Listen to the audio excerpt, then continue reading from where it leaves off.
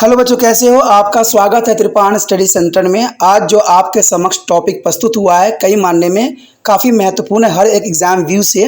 ठीक है, इसमें हम हर एक बात पे विस्तार पर चर्चा करेंगे और वो सारे जो है पहलू पर विचार करेंगे जो अब तक अछूता था। तो चलिए देखते हैं हमारा आज टॉपिक क्या है। तो हमारा क्वेश्चन है कि संयुक्त राष्ट्र कब अस्तित्व में आया। देखिए क्वेश्चन बहुत क्लियर है। अब यहाँ पर आपको द्वंद्व करने की ज़रूरत है। देखिए एग्जामिनर कभी भी ऑप्शन देता है ना, तो एक ऑप्शन में खासियत होती है, जो आंसर सही होगा वो बिल्कुल ही अलग होगा या दो आंसर आपस में मिलते जुलते होंगे। तो यहाँ पर भी उसी प्रकार की बातें हमें देखने को मिल रहा है। देखिए पहला और दूसरा ऑप्शन जो 24 अक्टूबर 1945 और 18 अक्टूबर 1945, दोनों के दोनों ऑप्शन जो है काफ़ी आसपास है, लेकिन तीसरा और चौथा का ऑप्शन जो है बिल्कुल अलग है कि 19 अक्टूबर 1950, 21 अक्टूबर 1946। तो देखा जाए तो तीसरा और चौथा तो हम डायरेक्ट एलिमिनेट ही कर देंगे, क्योंकि इसका तो आंसर होने का चांसेस ही नहीं रह जाता है। अब आप थोड़ा इंटेलिजेंट हो, आप सोचिए क्या आंसर है और अपने नोटबुक पर नोट भी करते जाइए, जिससे बाद में आप पता लगा सकें कि आपको कितना आंसर सही गया। तो आपने अपना आंसर चूज़ कर लिया होगा। सिर्फ दो ही में द्वंद्व था, पहला और दूसरा में, या तो आपको 24 चुनना था या 18 चुनना था। ठीक दोस्तों, मैं बता दूं कि इसका आंसर जो है 18 अक्टूबर 1945 नहीं है। 18 अक्टूबर 1945 नहीं है। तो इसका मतलब हुआ कि पहला का आंसर जो है 24 अक्टूबर 1945 है। तो मैंने कहा ना कि आपस में बहुत काफ़ी द्वंद्व थी, सिर्फ कुछ ही दिन का फ़र्क यहाँ दिखाया जा रहा था। तो आपका आंसर सही गया 24 अक्टूबर 1945। अब चलिए देखते हैं अगला क्वेश्चन क्या है।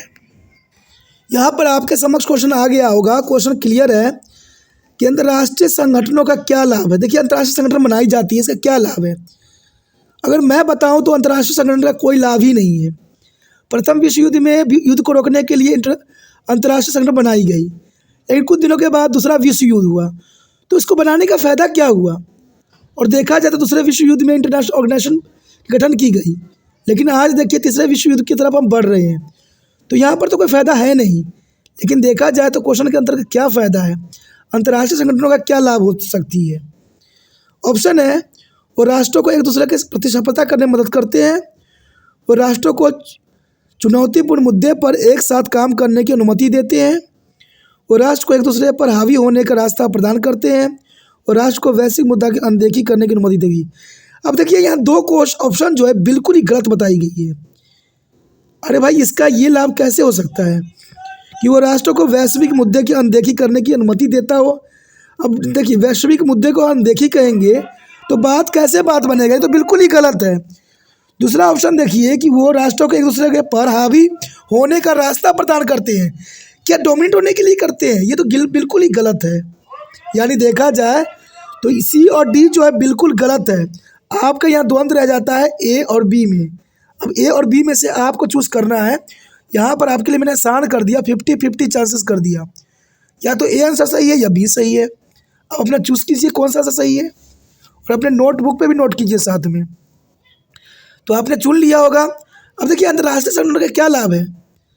अंतर्राष्ट्रीय संगठन का लाभ ये हो सकता है कि वो राष्ट्र को एक दूसरे के प्रतिस्पर्धा करने में मदद करते हो। देखिए ये तो ऑप्शन गलत गया, क्योंकि प्रतिस्पर्धा करने की मदद नहीं कर सकते, गलत है ये। और राष्ट्र को चुनौती मुद्दे पर एक साथ काम करने की अनुमति देते हैं, ये काफ़ी फेवरेबल आंसर हुआ।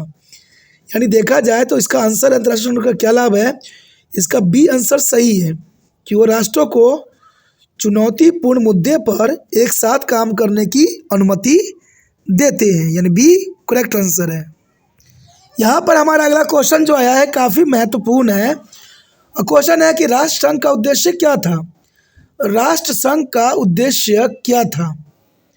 क्या वो प्रथम विश्व युद्ध की प्रोत्साहन करना था, बी भविष्य युद्धों को रोकने के लिए, सी विश्व के विभिन्न राष्ट्रों में विभाजित करना, या डी आर्थिक विकास को बढ़ावा देना। देखिए क्वेश्चन यहाँ पर क्लियर है, ठीक है ना, कि देखिए राष्ट्र संघ का उद्देश्य क्या था, क्यों बनाई गई थी राष्ट्र संघ। और मैं आपको क्लियर बता दूं, राष्ट्र संघ का जो गठन किया गया था, कहते हैं युद्ध के बाद बनाई गई थी। युद्ध के बाद जो है राष्ट्र संघ का गठन किया गया था। तो इसका मतलब है आर्थिक विकास को बढ़ावा देना तो हो ही नहीं सकता, और विश्व को विभिन्न राष्ट्रों में विभाजित करने की बात तो हो ही नहीं सकती। यानी डी सी एलिमिनेट हो गया, आपका द्वंद्व रह गया ए और बी में। तो आप अपना आंसर चूज़ कीजिए कौन सा सही है, क्योंकि आप इम्पोर्टेंट हो, आपको आना चाहिए आंसर सही। आपने चूज कर लिया होगा आंसर कौन सा सही है। क्या आपने आंसर क्या लगाया है इसका, आपने बी लगाया है, आपने बी लगा दिया भविष्य के युद्धों को रोकने के लिए, तो आपने सही लगा दिया, क्योंकि राष्ट्रीय संघ का उद्देश्य यही था कि विश्व के युद्धों को रोकने के लिए ही बनाई गई थी। लेकिन यह प्रथम विश्व युद्ध को प्रोत्साहित करना ये तो गलत बिल्कुल थी। यहाँ तो सारे तीनों के तीनों ऑप्शन गलत थे। प्रथम विश्व युद्ध को प्रोत्साहन करना, विश्व को विभिन्न राष्ट्रों में विभाजन करना, आर्थिक विकास को बढ़ावा देना, तीनों के तीनों ऑप्शन जो थे ऑड थे। विश्व के युद्धों को रोकने के लिए तो बहुत आसान क्वेश्चन था, और आपने भी सही आंसर देने की कोशिश किया होगा। उसके पश्चात हमारे समक्ष क्वेश्चन आता है द्वितीय विश्व युद्ध कब हुआ। ये तो बहुत आसान क्वेश्चन है, जिन बच्चों को डायरेक्टली पता होगा वो डायरेक्टली आंसर देंगे कि द्वितीय विश्व युद्ध कब हुआ। क्या 1914 से 1918 में करवाई गई थी ए, बी 1929 1945 में, या सी 1945 1950 में, या डी 1918 से 1939 तक।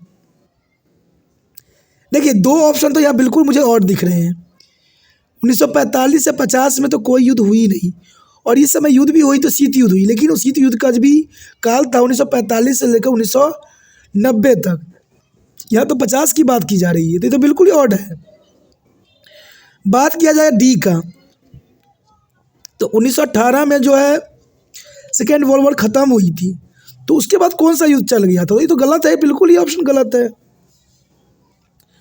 तो आपके समक्ष द्वंद्व जो रह गया ए और बी में है। चलिए देखते हैं आप कितना तेज हो और कितना अच्छा आंसर देते हो। आपने अपने कॉपी में नोट कर लिया। अब देखिए द्वितीय विश्व युद्ध कब शुरू हुआ। जैसे कि आपको पता होगा प्रथम विश्व युद्ध 1914 से लेकर 1918 में करवाई गई थी, और ये 1914 से 18 में हुआ था। तो इसका मतलब जो है पहला ऑप्शन तो गलत हुआ, क्योंकि यहाँ पर द्वितीय विश्व युद्ध की बात कर रहा है, दूसरे युद्ध की बात कर रहा है, सेकेंड वर्ल्ड वॉर की। तो सेकेंड वर्ल्ड वॉर जो हुई थी 1939 से लेके 1945 तक। तो इसका मतलब जो हुआ कि बी आंसर आपका सही है, तो आप बी के साथ जा सकते हो, बी आंसर सही है। द्वितीय विश्व युद्ध हुआ था 1939 से 45 तक, और प्रथम विश्व युद्ध हुआ था 1914 से 1918 तक। तो इसका मतलब इसका बी आंसर सही है।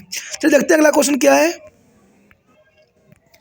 यहाँ पर हमारे समक्ष अगला क्वेश्चन आ गया है, काफ़ी महत्वपूर्ण है।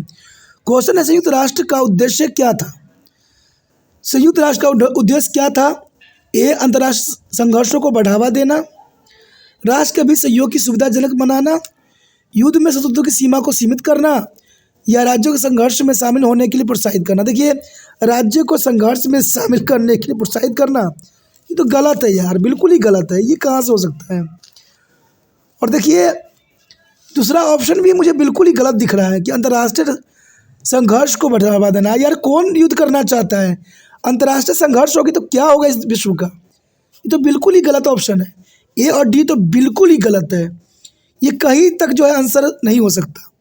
तो चलिए द्वंद्व रह गया बी और सी में। तो बी और सी में से सही आंसर आप चुनिए, काफ़ी महत्वपूर्ण रहेगा। और मुझे पता है आपको इसलिए मौका दी जाती है क्योंकि आपको ही यहाँ पर आंसर जो है चूज़ करना है। तो आप देखिए कौन सा आंसर सही हो सकता है। क्या आपने क्या आंसर लगा दिया, राष्ट्रों के बीच सहयोग की सुविधा बनाना। अरे भाई आपने ये कैसे सोच लिया आंसर ये सही है। सही, लेकिन सही सोचा है, सही आंसर है कि राज्यों के बीच सहयोग की सुविधाजनक बनाना। ये तो अच्छी बात है, ये तो सही आंसर है, बी ही सही है। अब देखिए सी जो है युद्ध में शत्रुता की सीमा को सीमित करना। अरे युद्ध की शत्रुता की सीमा हम कहाँ तक सुनिश्चित करें, लोग तो युद्ध ऐसे ही करते रहते हैं। तो आपका आंसर सही गया बी, राज्यों के बीच जो है सहयोग को सुविधाजनक बनाना काफ़ी महत्वपूर्ण आंसर था।